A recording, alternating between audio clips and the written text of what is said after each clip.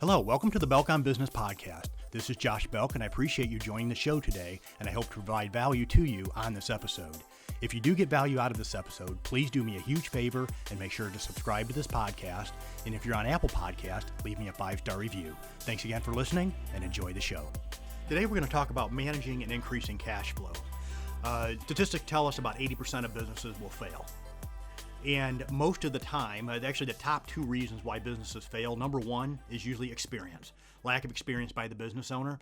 Number two reason why most businesses fail out there are basically their cash flow issues. And as an accountant, I get to work with clients' businesses day in and day out, and I actually work with their numbers.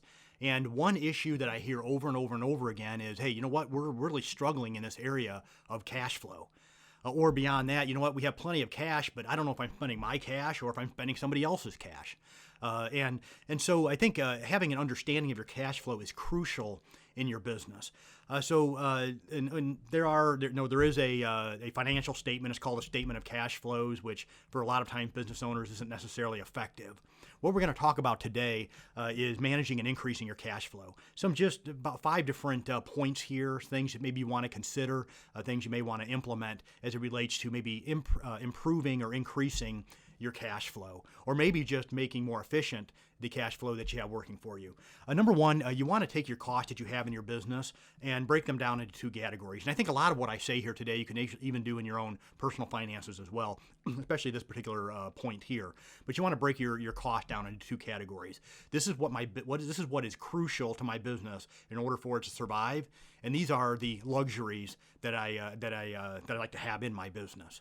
And I think some of these can be very obvious. You know, I could have top of the line equipment. I can go through and maybe spend a lot of maybe unneeded money when it comes to maybe advertising. Have the nicest office equipment, whatever the case may be.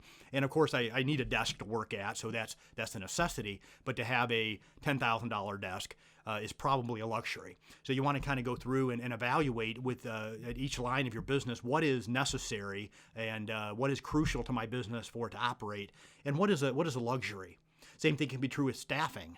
I know that there's a crucial minimum level of staff that I have to have in order for my business to run. Anything above and beyond that, maybe it's a luxury, maybe it's not a necessity. But you want to really sit down and spend the time at each one of your budget line items and say, okay, what in here is a necessity in my business, and what in here is purely a luxury, is not truly necessary.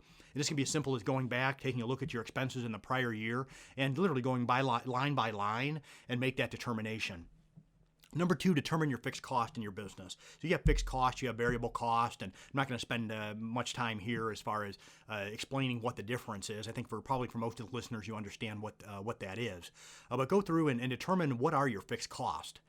And then you take that next step of whether or not the fixed cost really is aligned with where a business, such as the business that I operate, and the income level that I operate within, whether or not that percentage, if I'm within a certain percentage. For most businesses, their fixed cost will be somewhere right around 20 to 30%. I think of even with the home mortgage, when you talk about your personal finances. For many years, that number fluctuated. Most banks will lend, years ago, I'm not sure what it is now, up to 40% of your income every month they would allow for you to go toward a mortgage payment. Number's probably lower now, but that was kind of one of the metrics that banks would use. And in your business, you should look and see, what is that metric? What should that level be in my business to where I need to really begin to take a hard look at my fixed cost and whether or not I need to cut them back. For most businesses, that number is between 20 and 30%. So when you take a look at such things as your rent, for example, which is a fixed cost, or your mortgage if you're buying property, you look at those basic, crucial, essential things that are in your business that are required, and make sure that they fall within a level that is truly workable for your business. Thirdly, develop an operating budget. Okay, so you really need to sit down and really nail down this is what it costs to run my business, and develop that budget and live by the budget. So to be monitoring it every week when you have your weekly meeting, to where you're looking at your cash flows, which you should be doing weekly, and because a lot of businesses they do. A lot of people for that matter, they do what they call bank account budgeting. They look and see how much money they have in the bank account, and if they have enough money there, they'll spend it. Okay, which isn't effective. You need to go through and really develop a budget that works, and maybe you need to connect with a good accountant, a person that has that has a good head on their shoulders when it comes to money, and help them have them work with you in developing your budget.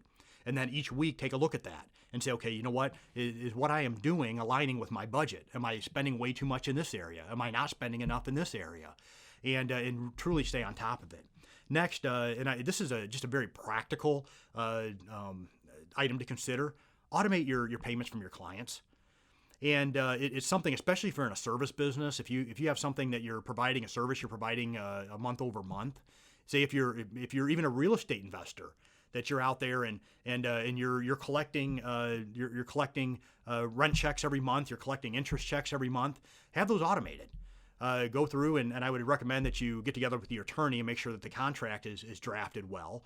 But you go through and you have your customer, your client, sign that contract, and then every month that gives you the authorization to go ahead and charge their credit card or to charge their to debit their bank account, and that will help as far as to keep your receivables down and increase your cash flow.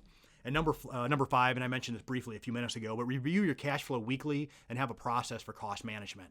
So it's one thing to sit down with your team, sit down with the leadership in your business, those essential decision makers, and say, okay, this is where we're at with our cash flow. Okay, it's wonderful to have a dialogue, but then taking that next step of what do we need to do? What are we going to do with it? So review your cash flow weekly and have a process as far as for cash management. This may include a cost management plan.